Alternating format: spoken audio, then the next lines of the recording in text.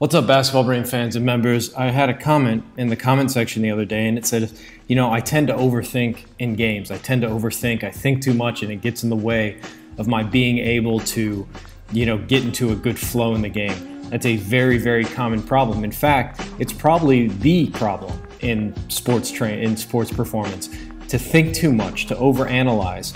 The famous saying is overanalysis leads to paralysis, or your stinking thinking can get in the way. So what do you do in that situation? Well, in the program, every night, we put you through what is called mindfulness training. And mindfulness training is very simple. It's just meditation.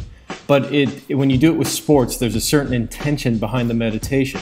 And the intention is this: you want to be able to let thoughts arise and then let thoughts go. You let thoughts arise and you let thoughts go. So imagine the game is getting ready to start, and the idea of the game is kind of like a rock being dropped in a pond, okay? And that creates all of these ripples, all of these waves. And what you do is, as these waves come, you let them rise and you let them fall. You let them rise and you let them fall.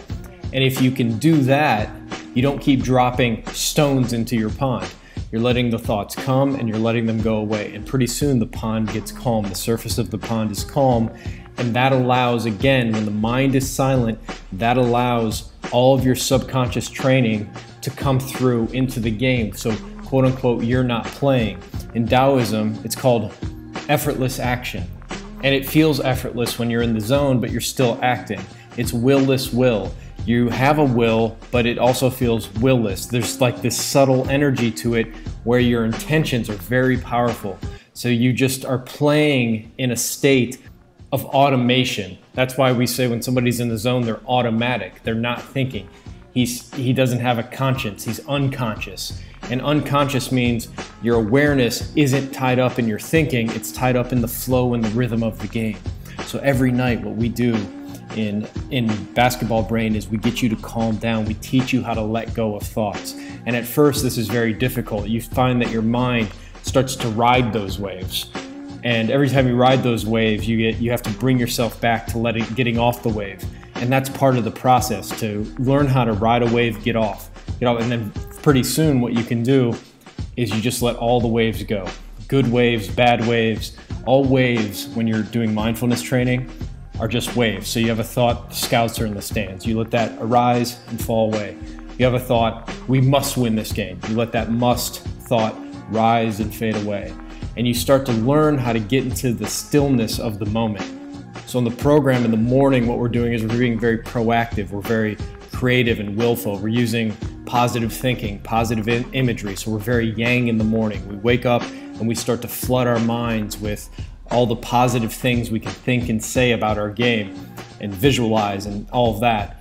And the reason we do that is it's kind of like in the Bible when the flood comes and it washes away all the corruption. Well, that's what we want to do. We want to flood your mind with positivity, because the mind on its own tends to be negative.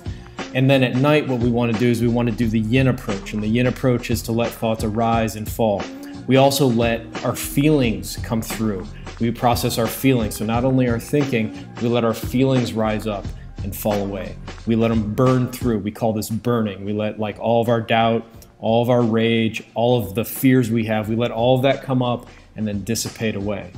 So to overcome overanalysis requires the ability to let thoughts arise and let them fall away, to realize your thoughts don't really mean anything. What matters is the stillness, the presence.